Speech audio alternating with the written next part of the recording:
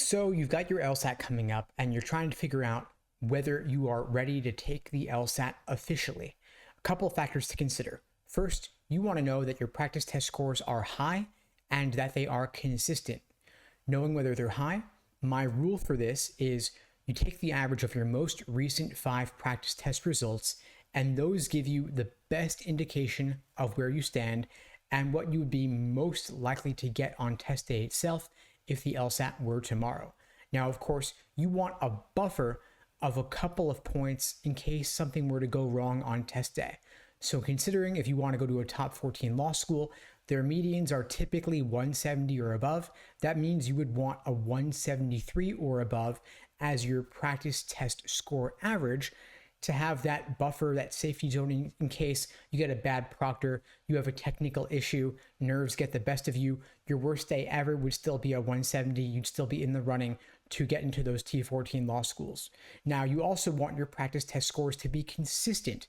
That means, of course, you're having minimal fluctuations in your practice test results. Some mild fluctuations of 3 to 4 points on each end is totally normal, as stressful as that could be, but you don't want wider fluctuations than that. So these mild fluctuations would mean that maybe if your PT score average is 170, that one day you're getting a 167, one day you're getting a 173, a 174 or so, and the LSAT is still considered a valid and reliable admission test simply because the fluctuations are not more crazy than that. The LSAT is actually a remarkably consistent exam from practice test to practice test. Of course, some tests will play more to your strengths than others, but you want to even out those kinks as much as possible. Of course, at LSAT Unplugged, we help our students do this in our coaching programs so that you can perform at your peak on test day, because there's nothing worse than experiencing a big test day drop or scoring at the low end when you've been expecting to score on the high end. And LSAT medians are higher than ever before due to rampant score inflation. That's why we work so hard to help our students perform at their best on test day so that nothing can throw them off.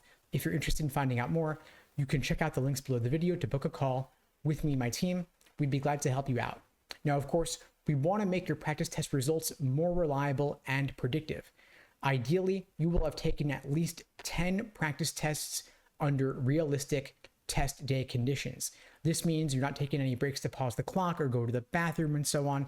You're going to give yourself the exact same timing that you'll have on test day itself. And at LSAT Unplugged, we typically recommend at least 1 practice test per week if you're working full time or you're in school. And we would up that to 2 practice tests per week if you have no other obligations at all. Ideally, you'll put in at least 15 to 20 hours per week to give yourself the maximum possible improvement. Of course, you've got dozens of real released practice tests to work off of. A lot of students will come to me worried about having burned through all the practice material, but these concerns are typically overblown.